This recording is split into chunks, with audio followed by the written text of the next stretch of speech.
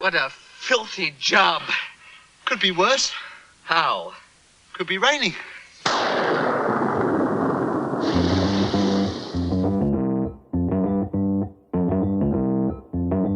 Live from Joe's mom's basement, it's the Stacking Benjamin Show.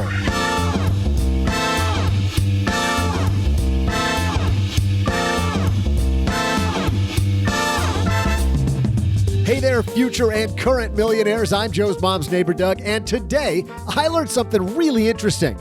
Not only are humans different than bears because, we have opposable thumbs, but a millionaire just told me that I can be one too if I just stop eating avocado toast. As if that's not enough tips for one day, helping us understand the same rules doctors need to know to build wealth, we welcome the good doctor, Amir Baluch. I wonder how many slices of avocado toast doctors eat. Hope Joe asks him that. Also, in our headline segment, some disturbing news about vacation days not being used. Wait a minute. People get vacation days? Do I get them? Son of a... We'll also share some avocado-themed trivia, throw out the Haven Lifeline to Erin, who's wondering what she should do with her money now that she's not saving for a car, and more. Here they are, two guys trying to single-handedly eat Texarkana out of guacamole, Joe and O-G.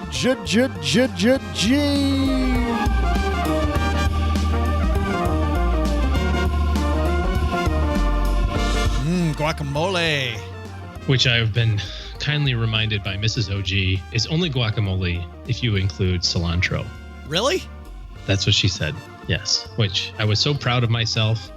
I made some guacamole and she said, this is just mashed up avocados with salt and pepper in it. Where's the cilantro? Like, ooh, excuse me. Well, guess what? We got a podcast for you without cilantro today. Welcome to the Stacking Benjamin Show. You found us. I am Joe Saul High Average Joe Money on Twitter. And across the card table this fine day, the one and only other guy, or as we call him, OG. The end of May is upon us. How about time flies, right? 5 months into the year already. I can't believe it. And welcome to summer. The unofficial start of summer starts tomorrow. No, that was last week. What are you talking about? June 1st. Oh, I thought you were talking about Memorial Day. I'm like, you've got your dates mixed up, man. No.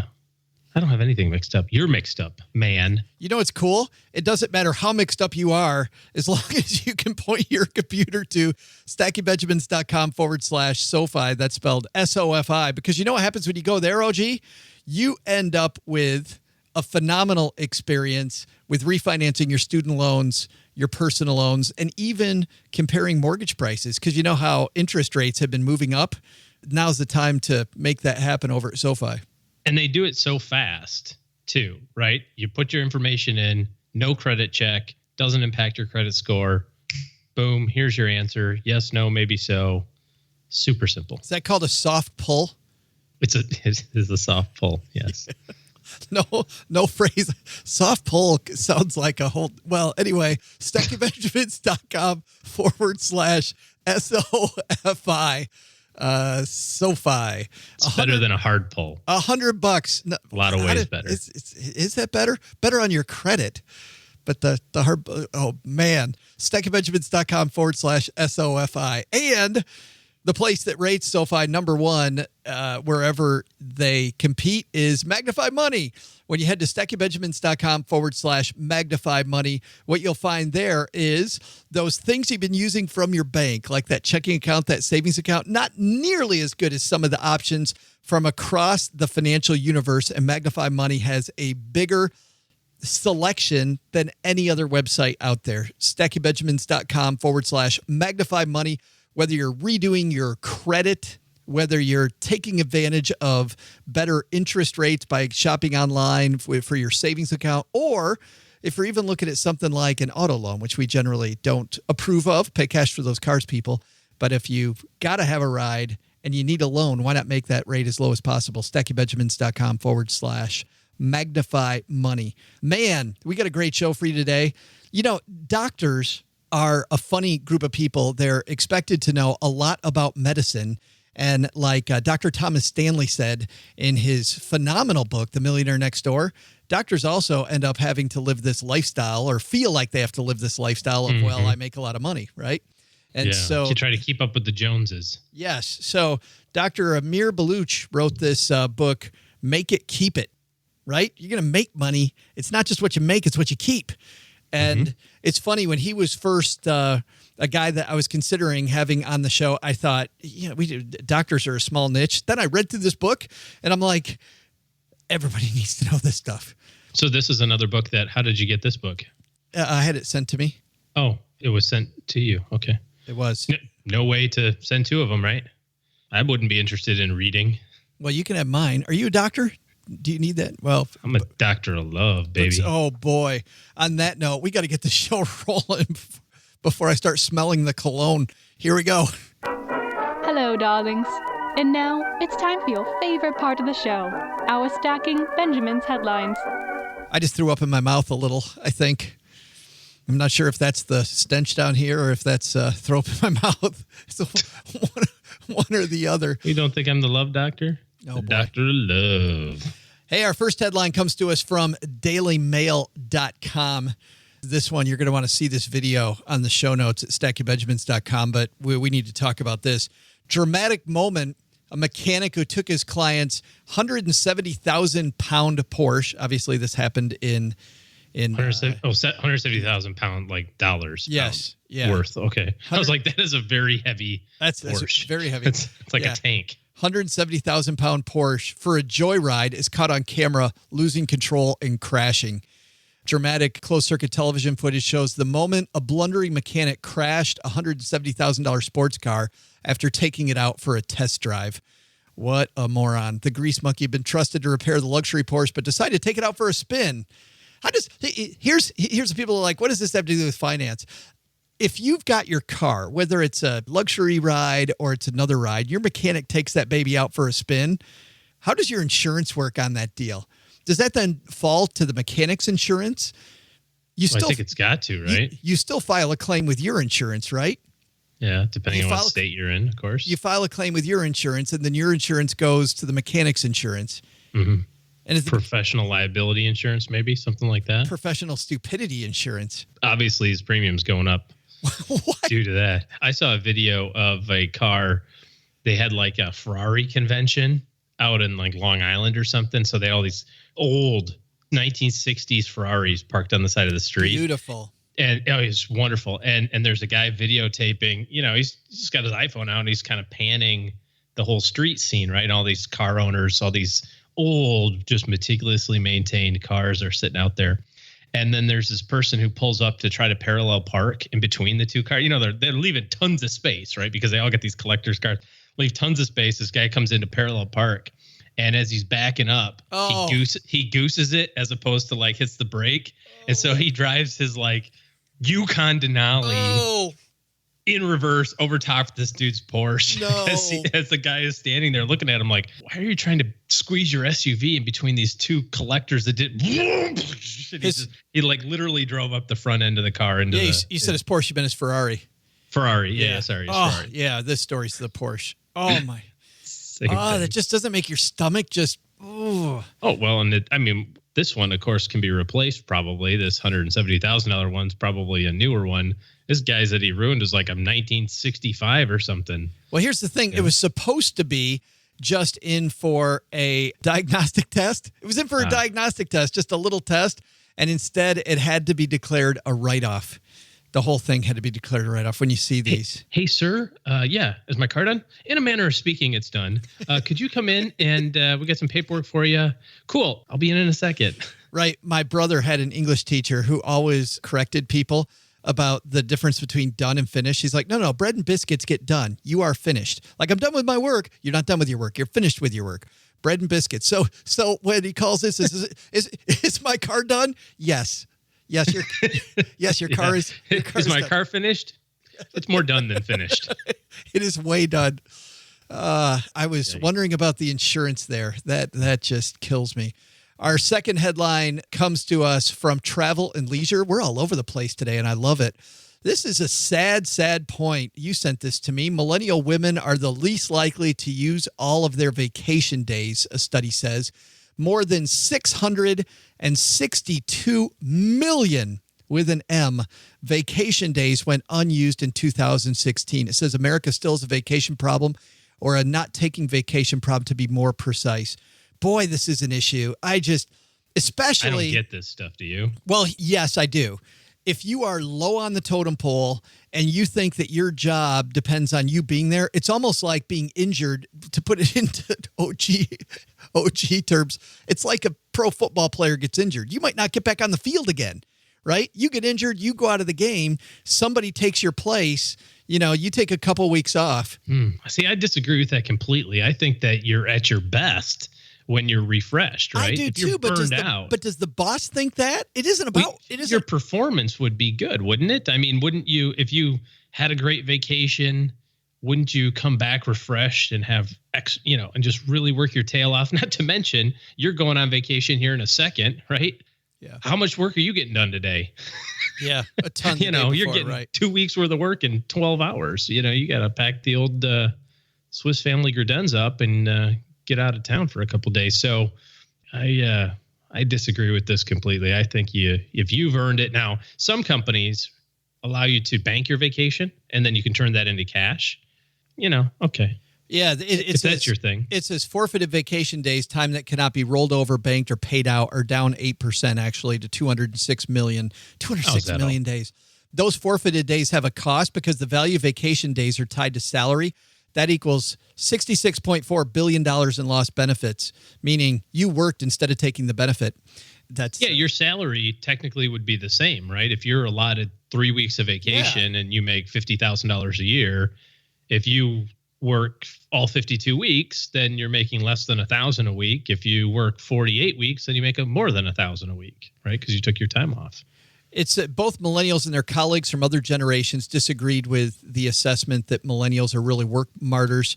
Katie Dennis, Project Time Off Senior Director, who's the author of this annual report, said, quote, the pushback we got on that were people who were typically older demographics and who work with millennials and who said, quote, that's not my experience. Many factors are at play, she said, including seniority, position, budget. See, that's what I think. I don't think it's that they're a martyr. I think it's I don't have enough seniority yet. Somebody else is getting the prime days. If I want to take days off, I got to take the days that aren't the prime day. The whole budget thing, people know that maybe the budget's tight at the company, and if I take time off, I'm going to look like I'm not all hands on deck. I don't think it's that they're work martyrs as much as they want to be seen as a team player, or they're stuck with the crappy days because the senior people are taking the good ones. Yeah, but crappy days are still days, right? Crappy days are days. And you know what's funny? You and I both know about this concept of a free day. Our friend Jeff Rose talks about this also a lot over at Good Financial Sense, about the concept of a free day and how a free day that's not spent with family, it is you day. Well, it can be spent with family. A free day can be spent with, if a free day, by definition, as he and I talk about it, is any non-work day, 24-hour period. Yeah. So no work involved. Now you may have a free day that is a day at the dentist. That's a pretty crappy free day. Or you may have a free day, racing camels across the desert. That might be a kind of a fun free day. But ultimately, it's about getting away from the day-to-day work. Yeah, and you find, by the way, because at the end of my career as a financial planner, I started using free days. You get more done.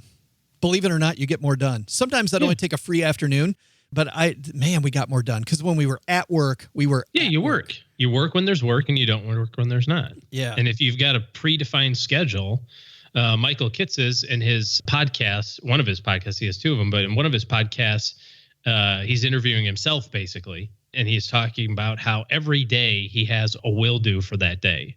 Today I will write an article. Tuesday I do this. Wednesday I do this. And he's got the whole year planned out. And if you've got one activity to do, or if you know that your activity has to be done today, you're going to get it done. It's not going to creep into the next 3 or 4 days because you know, hey, on Thursday, Friday, Saturday, Sunday are free days for me this week. So I've got to be done with work by Wednesday. Powerful stuff that really affects your finances a ton, and I really think it does. Yeah, I hate seeing all of these free days go to waste. Speaking of, I think I'm going to take some vacation, boss. So I'm going to need some time off. Well, it's about time we can get some quality co-hosting on this show. That's what we're looking Dang it! Yeah. I'm not a team player. See, then what's going to happen is you're going to leave the podcast. You're going to go to come back and we're going to say, you know what, OG, we don't need you anymore. We're good. Yeah, because we got, Josh Dorkin from Bigger Pockets to take over for you the whole time. We just upgraded. It's great. I think the lesson. All right, I'll never go on vacation. See, there you go. There's more forfeited days. Lesson is, man, those important days off are super important to your productivity and obviously then to your wallet. Take them. And then number 2, you take your Porsche to the mechanic. Make sure you're with a good insurance company. Stay in the lobby and watch your car get worked on. That might be the best insurance of all.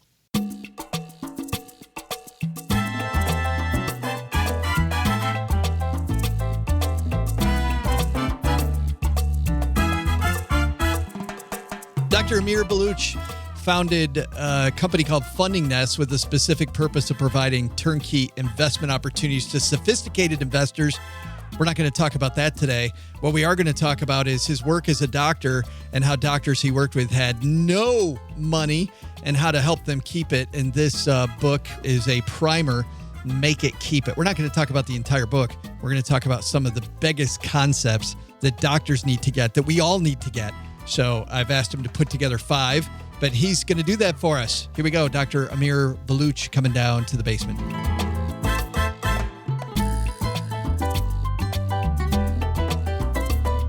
And Dr. Amir Baluch joins us in the basement. Have a seat, man. How are you?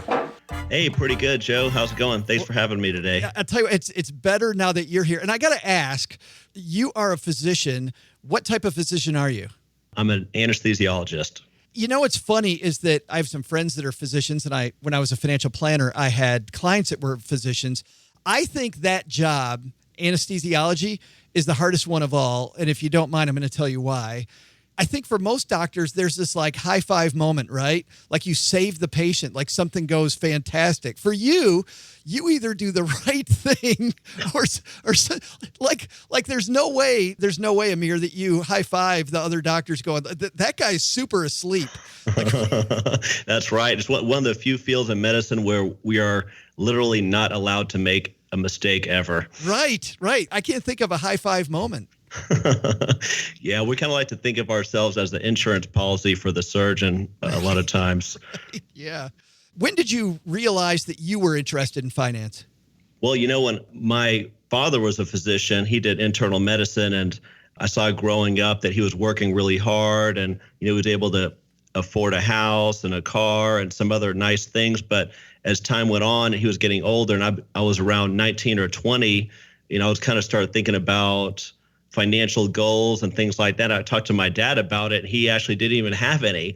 So I was kind of asking, well, how much is saved up and what's going on? And, he hadn't saved up really anything, just kind of living paycheck to paycheck, no financial goals or financial planning at all. And actually in a couple of investment deals, he lost a good amount of money. And in some of them, he was actually leveraged in the deal. So he was actually negative a lot of money. And so right now, he's pretty much retired and just kind of living off of some of my income right now because it just didn't work out. And it all could have been avoided with just a few simple steps, which I outline in my book so that doesn't happen to anybody else. So it was around my early 20s when I saw that happening, and I got really interested in reading up on investing and planning.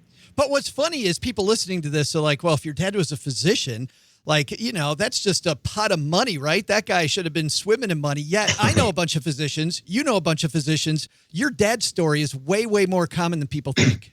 Yeah, that's true. And what people sometimes forget is if you're making a lot of money, the banks love to loan you about 5 to 10 times more than what you make. So when you get a loan and things don't go well, if you're either borrowing for a practice or for an investment and you don't know what you're doing, you can really hurt yourself pretty fast. Yeah, right. At a faster pace than the average person. Sure. Right. Let's walk through some. You've been nice enough to prepare 5 examples for us of things that not just doctors don't understand these, so the average person really, really needs to understand these. What are some of those things? Well, the 5 things I wanted to talk about, which actually apply to everybody in the United States. I'm glad you mentioned that too, because I think the average net worth of somebody in America over the age of 60 is like $26,000 just after a lifetime of working. So a lot of people get this wrong. It's not just physicians. But the 5 things that I really like to stress when I talk to people about investing is I like to talk about the psychology and the principle of investing. A lot of people don't understand what that is. I like to talk about how to manage debt, actually setting some goals, how to use their retirement accounts effectively, and then also how you could learn by giving back to others once you've made some money.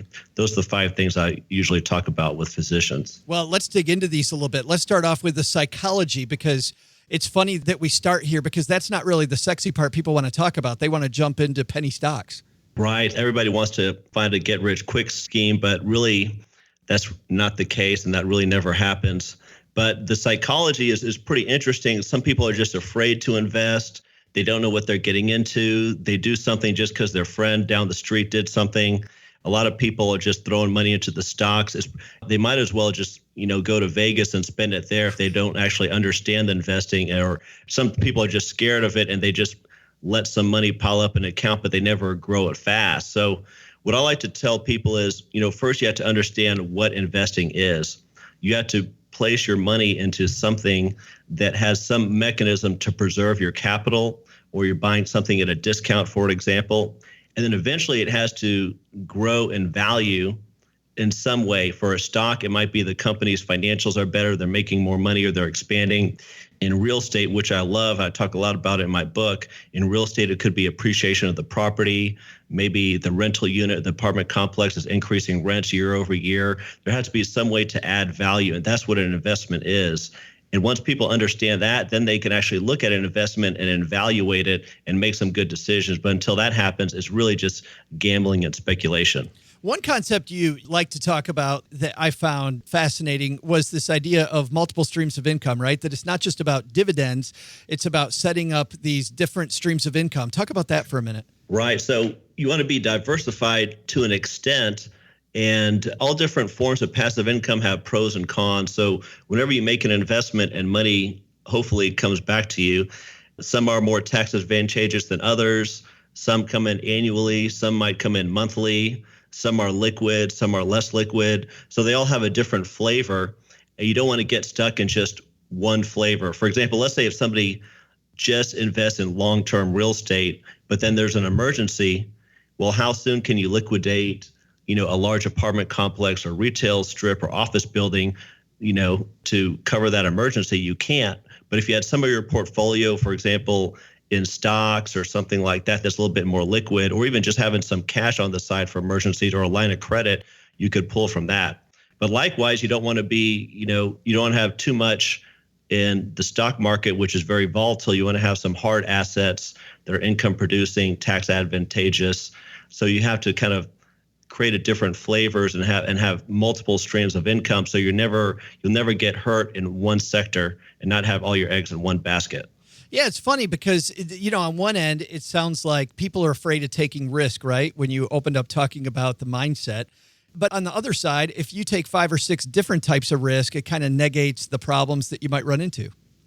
That's right. Just kind of spreading out the risk in case you miss something, or, any investment can go bad. You just want to spread out that risk so you don't take one large hit that can wipe you out. I was making notes, and your second point, I can't even read my own handwriting. Oh, managing debt. Right. Well, and this is a big one, and this gets down to the physician analogy that you were talking about earlier, about somebody walks in, hey, I'm a doctor, guess what? We'll give you a ton of money. Are there some debts that are more important to manage than others, or is it just having an overall philosophy around debt?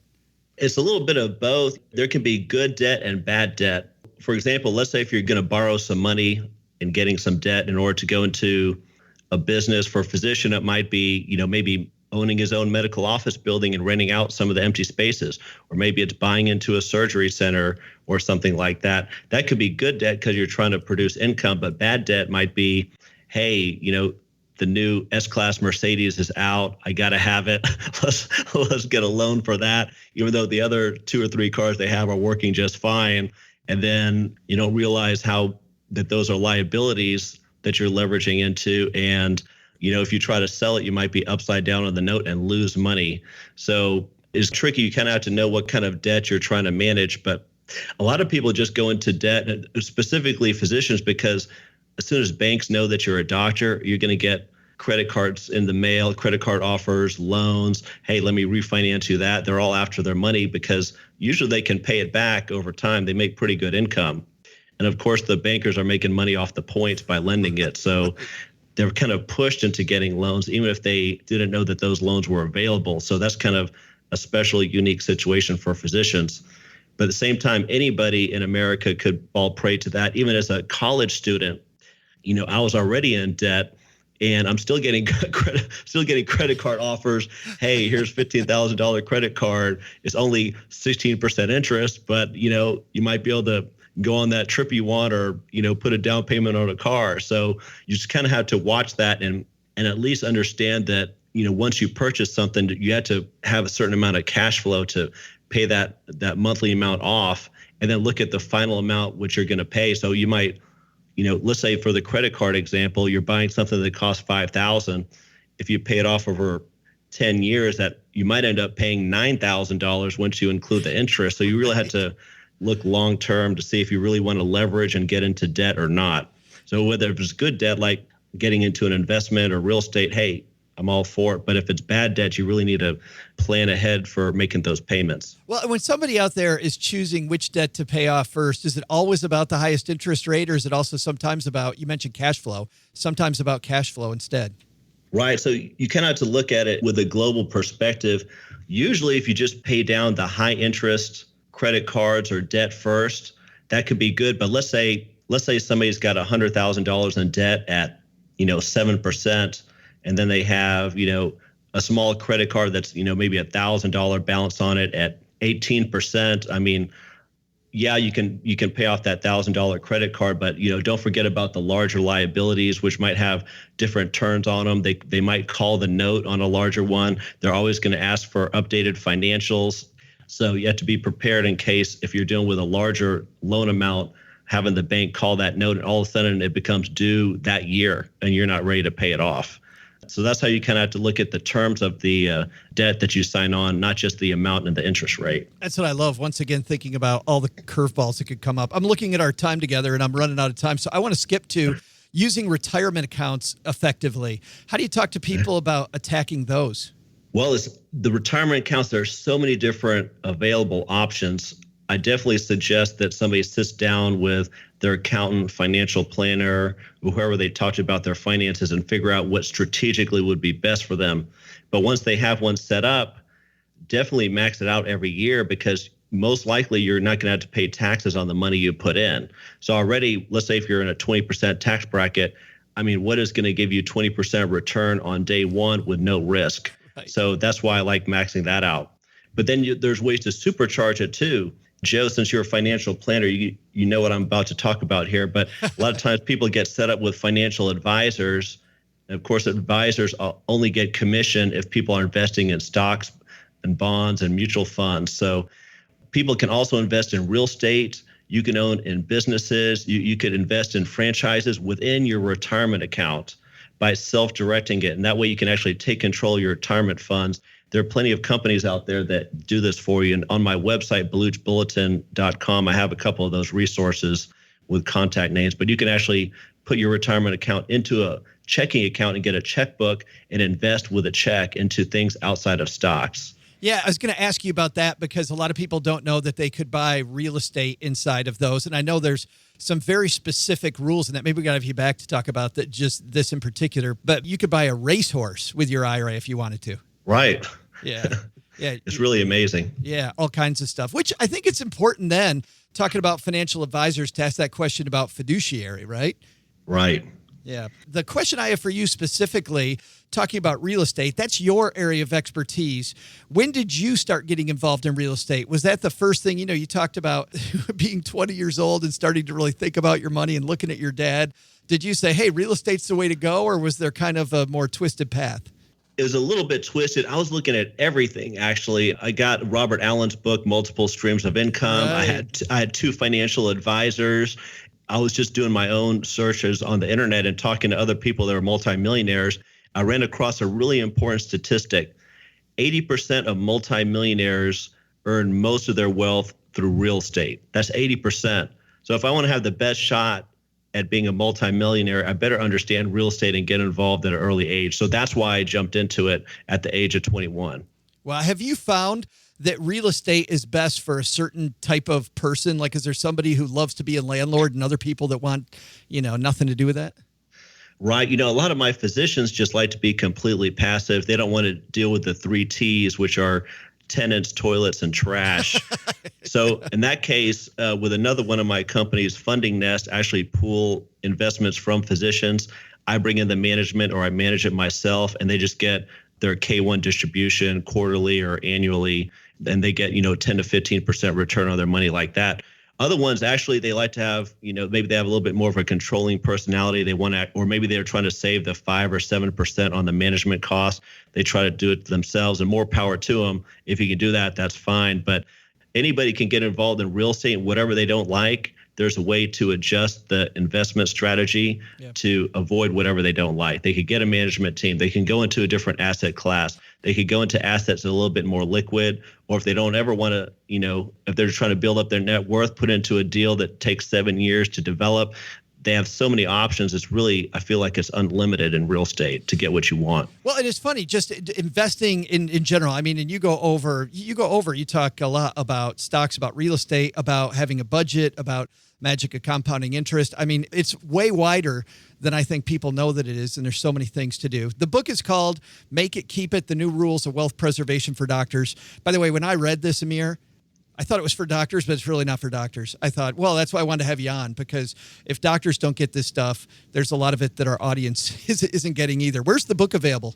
You can get it on Amazon.com. We have the Kindle and the hardback cover on there. Awesome. And I'll have a link to the book and to all the resources you talked about. Love that Robert Allen book too, by the way. That's a good one. Yeah. Just to open my eyes. I'll have all that in our show notes at stackingbenjamins.com. Thanks a ton for hanging out with us for a few minutes, man. Hey, thanks. Appreciate you guys for having me. Hey there, trivia fans. I'm Joe's mom's neighbor, Doug, and I got your trivia right here. Ow. But first, this not eating avocado toast thing's working out great. I avoided it for breakfast, haven't had any for lunch, and Joe's mom's already told me that we're having pot roast for dinner. She didn't exactly say we. She said that's what she's having for dinner, but I'm pretty sure I'm going to be able to sneak over and get in on that meal tonight, don't you think? Anyway, that means no avocado toast for me all day. I'm not going to be a millionaire. I'm going to be a bajillionaire. Speaking of bajillionaires, let's do the math, because today's question was, if I stop indulging in a weekly serving of $6 avocado toast, how much money could I earn investing the yearly savings at 8% over 30 years? I'll have the answer, which I'm sure is $1 bajillion, right after I ask Joe's mom how the we do this math.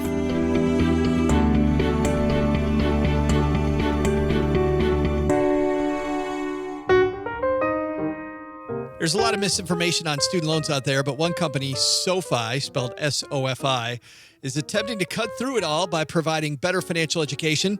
Co-founder Dan Macklin explains. If I was to sum up the education in a couple of ways, in 2 ways, it would be one, borrow as little as you can while you're at school. It sounds obvious, but some people, I think, just don't think about it because all their friends are spending money. But really think long and hard about what you're spending.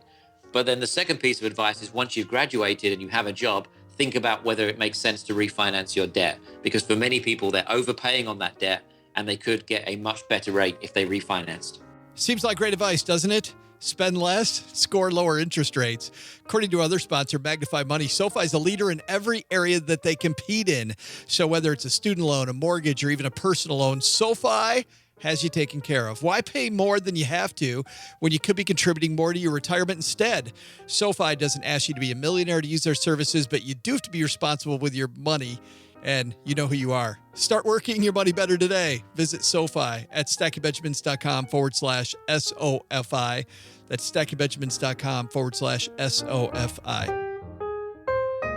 All right, raise your hand.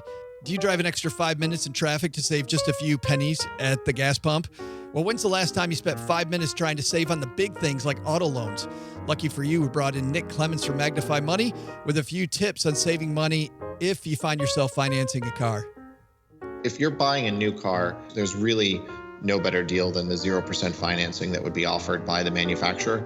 The issue really starts to happen if you don't qualify for the manufacturer's financing or you're buying a used car. And in those cases, I think it's a very good idea to always shop online and get a low rate before you walk onto the lot. Chances are high that the dealer will beat it, but if you don't walk onto the lot with a low rate to begin with, you know you won't get the best deal. Thanks, Nick. More than just auto loans, Magnify Money's the perfect spot for reviewing just how well or not your checking and savings accounts are performing. You might just decide to switch banks, and guess what?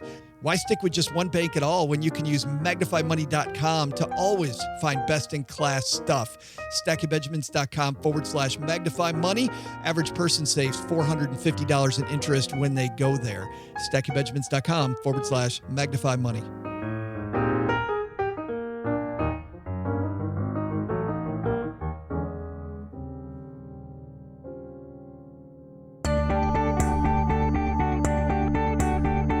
Hey everyone, I'm Joe's mom's neighbor, Doug. Before the break, I asked you this question. If I stopped indulging in a weekly serving of $6 avocado toast, how much money could I earn investing the yearly savings at 8% over 30 years?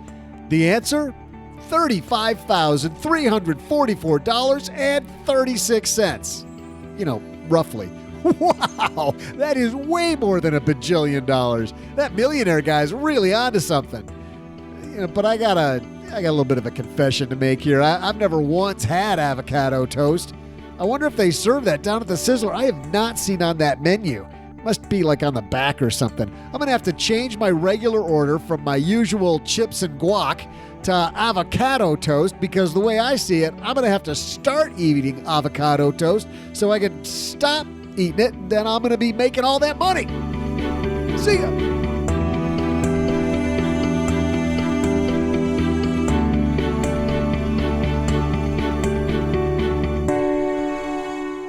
Wow, you were close. Of course, that calculator in your hand. I love it when you pretend like you're thinking and your eyes are below the table and your fingers are moving and you think I can't see it. I can't believe you just sit there and watch. The conversations we have. Weirdo. Yeah. Oh, man. Hey, to get off that topic, let's throw out the Haven Lifeline and tackle some of life's, or rather life insurance's most important questions. Our friends at Haven Life Insurance Agency, they are disrupting the life insurance industry by focusing on those two things you value most. What do you value most, OG? Money. Money and money. No, family, time. Family and time. Your family and your time. That's why they created a high-quality, affordable term life insurance policy you can purchase entirely online. Qualified, healthy applicants even get to skip the medical exam. How often does that happen? That never happens. Head to StackyBenjamins.com/Haven Life now to get a free quote and learn about life insurance the modern way. Funny story, another life insurance company talked about there's no such thing as qualified, healthy applicants skipping the med exam. Like you can't really do it entirely online. Well, guess what? Other company, yes, you can. Yes, you can. And they're the way to do it. By the way, I also like, of course, their tool that they have on the site to figure out how much insurance you need, because they give you a range, and I really like. I think it is a range. I don't think it's a set number. I think too many things blow in the wind when you've got just a set number. But, man, we got a number for you today. We've got Aaron calling us up, our new friend Aaron. Say hello, Aaron. Hi, Joe and OG. This is Aaron. Follow-up listener question. I called a while back about the process of buying a car, and I recently purchased a new-to-me vehicle, but I'm wondering what else I should be doing now with my money. Obviously, I spent a small chunk of change on buying the car outright, and I'm looking to see what else I should do now that I don't have that expense that I've been saving for. So I have a IRA. I contribute $5,500 a year. I'm not offered a 401k through my employer or HSA. I have brokerage accounts through online robo-advisors that I dollar cost average every month. And I also recently opened a Robinhood account and have about $1,000 invested in there to sort of fund money and see where they go. I find that I have liked learning about where I should invest and then doing it, but I'm just wondering where else there is to go from here. I know there's the possibility of trying to own a rental property, and there's a lot of learning that can come from doing that. I'm just wondering if you had any other ideas. Thanks. Oh, nice job, Aaron. Congratulations on the new to you car. OG, what's next for her? Is it a rental property? Well, I don't know anything about rental properties or being a landlord. Well, now, okay, when you say that, you know more than the average bear about owning rental properties and about being a landlord. Perhaps, but nevertheless, it's not anything that is an expertise of mine. How's that? So I tend to stick to things that I have at least a working knowledge in. Well, but if she's looking at maybe getting that knowledge, is that a good place for her to go? I would just add more money to the brokerage account. So if you're dollar cost averaging $100 a month, I would try to work on making it $200 a month, and then $500 a month, and $1,000 a month, and so on and so forth. Because that's a good holding place anyway until something else comes up, right? If you decide down the line, now I'd like to buy a duplex or whatever the case may be, you've got a place to draw that money from. If you're sure that you're going to go rental property route, then you need to start saving for the down payment, which can be kind of in that 30 to 40% range. So you need to have a fairly decent idea of what size or type of home that you're looking for to get involved with. So if you're trying to accumulate a $200,000 duplex, you might have to have $60,000, $70,000, $80,000 down to get a reasonable mortgage rate on that. Yeah, that's my thing, is that I love real estate. I think real estate is a great way to beat inflation over time. The issue that I have with that is just the money sink if she's going to do it herself. So she talks about buying the rental property. Yeah, I might start off with a REIT because it's so much easier to start with. Man, you lock money up with real estate unless you do these leverage tricks where you're using other people's money to buy real estate, and then you have a whole different set of problems. So if she's interested in real estate, I might study that and get moving on it. But there is a ton to know. It is cash intense unless you're in one of these programs, these turnkey programs, or using a REIT. So I'm with you. And you probably, if you're using a robo-advisor, already have real estate exposure in your portfolio. So that's what I'm saying. I've kind of got this personal thing. I have a client that saves a boatload of money every week into his brokerage account, and his challenge is to keep on increasing that every Monday. And I found that to be a very interesting way to do it. So we're experimenting with that in our household, where we're starting with, a lower amount. And every couple of months, I try to add $50 or $100 to that weekly amount, which I guess when you break it down into the weekly amount, you go, oh, that's not a big deal. $20 a week. I can add another $20 a week to my investment account. I won't notice that. But that's $80 a month. If you do that a couple times a year, all of a sudden you just added, now you're up $300-$400 a month above where you were. Much better than skipping avocado toast once a week. Do not do that. I like avocados. I didn't like them until I moved, but love me some green squishy stuff. If you know what I mean. No, I don't. I don't even have any idea what I mean. Good stuff. So just keep on adding money into your brokerage account. Good stuff there from Aaron. Thanks for the question, Aaron. Glad to talk to you again. Congratulations again on the car. You've got an issue and you want us to throw out the Haven Lifeline to you?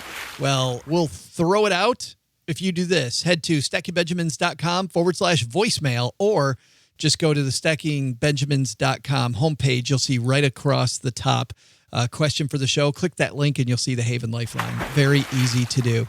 We also get letters to the show. Doug just brought down the mail. We got a letter from William. It says, hey, Joe, thanks for the opportunity to ask a question. I'm 38 with a salary of $50,000. I'm married. My wife is 30 years old, makes $29,000. I have basic life insurance through work, 1 year work salary, and no more insurance. We believe babies are coming. And does that mean he knows the stork's on the way?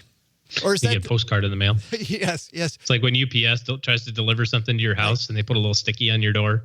Right. We'll come back in 3 days. The stork comes back in 3 days if you're not home. I've seen the movie Dumbo. I get how it works. Mm-hmm. So anyway, we've been saving for a down payment for a house. I contribute 15% of my salary to my 403B plan, but she does not have any retirement savings, which is another conversation. I have no debts. She has some small student loans, and she plans to continue school. I'm a member of a credit union, and I receive a term life insurance offer from them, no medical exam required. Benefits will never decrease, they explain, and some rates that appear to me good deals. Men, $25,000 for $13.25, $50,000 for $22.50, $75,000 for $35.50. The one I'd like to consider, $100,000 for $46.50 a month. Rate increases every 5 years by $5, $40, $45, $50, $55. My question is that actually a good deal? Or could I be looking for some other better options? The fact that we don't have enough insurance concerns me, but I can't get her to share the same concern. What do you think about this offer for our situation? Should I wait until I buy the house, have the baby or babies, and plan accordingly? Or is this term life something that we should have right now? Love the show. OG is sharply smart. You are hilarious. Great. He doesn't call me smart. Thanks, William. Doug, well, Doug's the neighbor. Let me know what you think, William. Thanks for the question, William. Term life insurance. Is that a good deal? Seems like, well, yeah, you need term life insurance for sure. That seems like grossly expensive, does it not? I mean, I don't know anything about William's situation other than he's 38. Maybe he's in not really great health, or maybe he's in fantastic health. This is a perfect example for why you go to Haven. Yeah. So you go to Haven, you put in all these facts. It says, here's how much insurance you need, which, by the way, $100,000 is not anywhere near the ballpark of what you need. Well, just if you as make an aside, $50,000 a year. Well, just as an aside, though, if he's working and his spouse is working and they have very little debt, I don't know how much he really needs now. But with the babies on the way and the house coming, like, he's the bullseye for life insurance. Well, I mean, even if you said he's saving 15% into his 401k, so that's $7,500, right? So now he's down to 40,000. Pay some taxes on that, netting out 30. Wife brings home 30 minus some taxes, call it 25. So they live on 55,000. She brings in 25,000 of that after taxes, and I'm just ballparking here. So yeah, they got to come up with 25 grand a year. That's $600,000-$700,000 of insurance right there.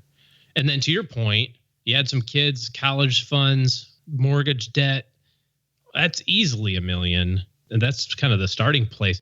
But here's my point: when you get offers from associations like the credit union, and they say, "Hey, we can get you this guaranteed, non-cancelable, no underwriting required," the target of that isn't the healthy person. The target of that is the person who's very unhealthy, who can't qualify for insurance. This is not the Haven deal where qualified healthy applicants skip the medical exam. Haven is still underwriting you. Yes. Because they ask you all the questions, right? The credit union is saying this is guaranteed issue. You get it no matter what. If you can sign your name here and pay the $50, we're going to send it to you. To put it in perspective, I bet that he can probably get $1 million of 20-year term for around $40 a month, assuming that William is in tolerably decent health and doesn't smoke. Well, check out places like Haven Haven's going to be a great resource for that. I was going to say my recommendation is 100% go to Haven, go through their calculation process to kind of get that range like you were talking about just a minute ago, and go through the process with them. Do the same thing for Mrs. William, because she needs insurance too. She doesn't want it. Do the right thing for the family. You got to have some, right? Especially if you're having kids, especially if you've got a mortgage coming down range. All said and done, you probably get out of there for under $100 a month between the two of you. This is a horrible thought, but you think about health concerns, and if she's going to have a child, get the life insurance in place before she's pregnant. Yeah. Yeah, just some ugly situations that could arise then. Thanks a ton for that question, William. Always tough to talk life insurance and mortality, but super important, and absolutely love that he asked the questions. If you love your family. If you really love your family, you buy life insurance. If you really loved them, you buy $10 million of life insurance. If you just love them fine, you buy $1 million. We could be slimy life insurance salespeople. One of us could be. I might have a story about that later. But let's move on. You got a letter. Better thing to do is to go to the Haven Lifeline, stackingbenjamins.com/voicemail. That'll get you on the show much, much more quickly. But if you insist on sending me a letter, it's joe@stackingbenjamins.com, or go to Stacking Benjamins and you'll see questions for the show, and click there. And just below the Haven Lifeline, you can put your letter in the mailbox and Doug will run grab it for us. Also, if you've got bigger questions and you think that, you know what, I should have a pro in my corner, OG's taking clients. You know what that means? You can get on his calendar to talk about what that would take. Here's the URL for that, stackingbenjamins.com/letter O, letter G, stackingbenjamins.com/OG. And that's how that gets done. Big thanks to Dr. Amir Baluch. Man, it's so funny, the stuff he talks about and the reasons people mess up with their money. Not just doctors. Not just doctors. No, it's so everybody does that. Amazing. I sometimes see people put physicians on this pedestal, and they are people like the rest of us when it comes to their money and make some horrible choices with money sometimes. No matter what your profession is, good stuff there. We'll link to his book, Make It Keep It, in our show notes at stackingbenjamins.com. Coming up on Friday, so happy, Pete the Planner from USA Today joining our roundtable hilarity. That should be a fantastic time. Can't wait to talk to him. And then in the middle, our Friday FinTech segment, Ryan Kuhn from this company, Rentolutions. So if you do own real estate and own some rental properties, he's got this cool technology that, instead of the half-ass spreadsheets that people use, puts it all together so that if you're trying to manage your career and own real estate on the side, Rentolutions is a company I found really neat, and he's going to stop by and tell us about it on Friday. All right. Have a fantastic second half of your week. Go stack some Benjamins. So, what do we learn today, folks? First, whether you're a doctor or not, take some advice from Dr. Amir Baluch. By taking care of the money management basics, the rest of your financial house will fall into order. Second, working lots of hours when you should be on vacation. Remember this, time away from your job helps you stay fresh and crisp when you're putting in the big hours. But the big lesson, don't try to order avocado toast at the Sizzler, or Big Al, the manager, is going to think you're getting too fancy. Don't want Big Al thinking I'm getting snooty. Maybe being a bajillionaire isn't quite as important as what the locals think of you after all. A big thank you to Dr. Amir Baluch. You'll find a link to his book, Make It, Keep It, on today's show notes at stackingbenjamins.com.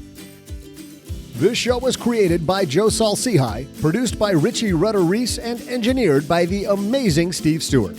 Kathleen Selmans handles design, newsletter, and classroom opportunities. If you'd like to learn more, head to stackingbenjamins.com/classes.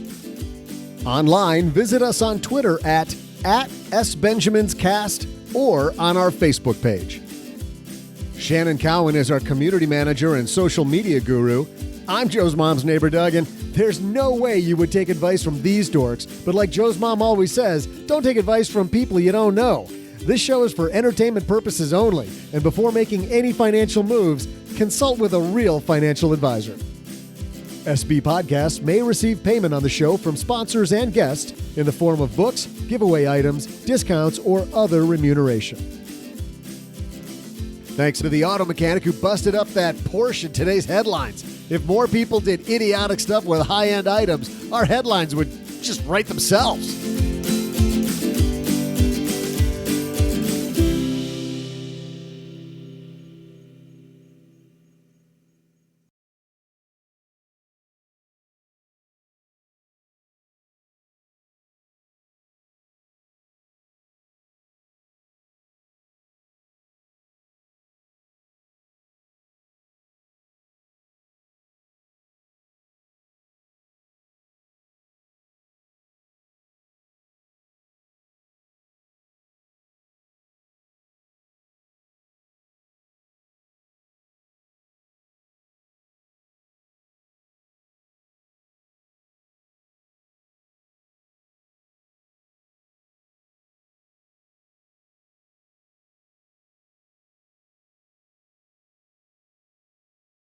So a couple weeks ago, we did all the jokes, right? Yes.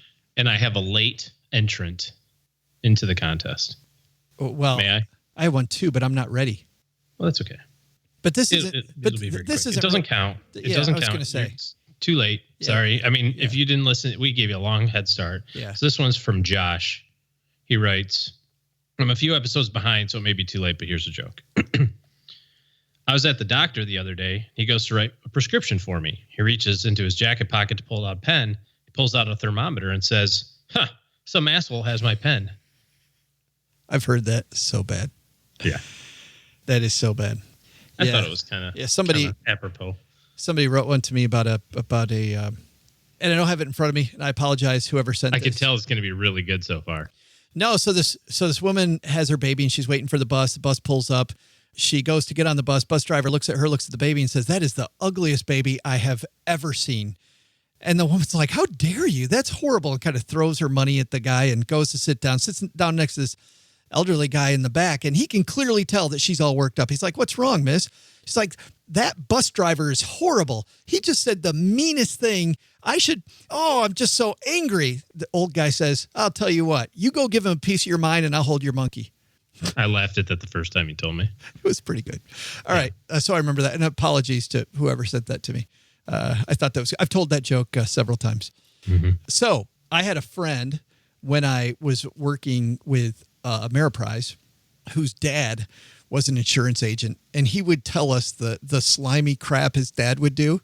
And it was just horrible. So they go over, he would be at, he was one of these guys that would show up in the Plymouth Duster, right? This whatever car, and he'd come out and he's got his jacket and tie and everything just exactly what you think of.